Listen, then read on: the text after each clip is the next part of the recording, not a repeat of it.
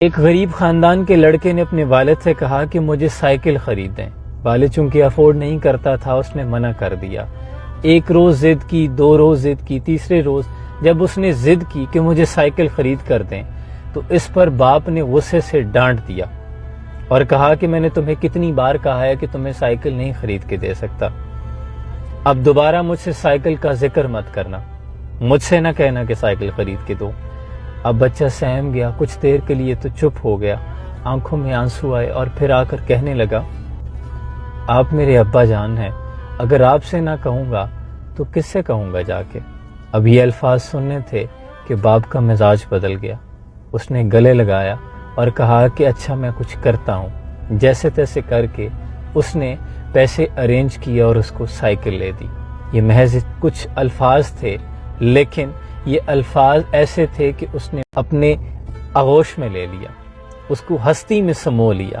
دیکھیں بہت سے ایسے موقع آتے ہیں کہ ہمارے الفاظ ہمیں لگتا ہے کہ دعائیں قبول نہیں ہو رہی، لیکن جب ہماری دعا کی ایڑیاں ہم رگڑتے ہیں تو قبولیت کے چشمے میں ہلچل ضرور ہوتی ہے۔ بندے کے آنکھ سے عجز کا وہ جو ایک آنسو ٹپک پڑتا ہے نا کسی ایک لمحے میں، جس کو یہ زمین و آسمان بھی تحمل نہیں کر سکتے، تو تب خدائی اور بندگی آپ پر راضی ہو جاتی ہے، پھر قادر مطلق آپ کو آگے بڑھ کے آغوش میں لے لیتا ہے۔ اس لیے اپنی دعائیں اپنے رب سے اس یقین کے ساتھ مانگتے رہیں کہ مالک تو غفور رحیم ہے۔ جب بھی غلطیاں ہو جائیں، کوئی گناہ کر بیٹھیں تو اپنے رب کے سامنے آ کر سرنڈر کر دیا کریں کہ میرے مالک ٹوٹ گیا ہوں تو سمیٹ لے۔ یاد رکھیں اس نے کبھی کسی کو یہ نہیں کہا کہ پہلے بھی توبہ کر کے بھول گئے تھے نا، اب کیوں آئے ہو، تم دوبارہ بھول جاؤ گے۔ وہ تو کہتا ہے تو چل کے آ، میں دوڑ کے آتا ہوں۔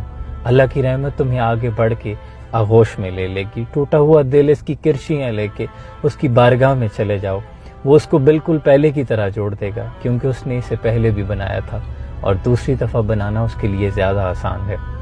اس کی رحمت سے مایوس مت ہوا کریں، وہ اگر اس جون کو ٹھنڈے موسم میں بدلنے کی قدرت رکھتا ہے تو آپ کے حالات بھی بدل سکتے ہیں۔ آپ یقین کے ساتھ دعا مانگا کریں، اپنے رب سے رجوع کریں۔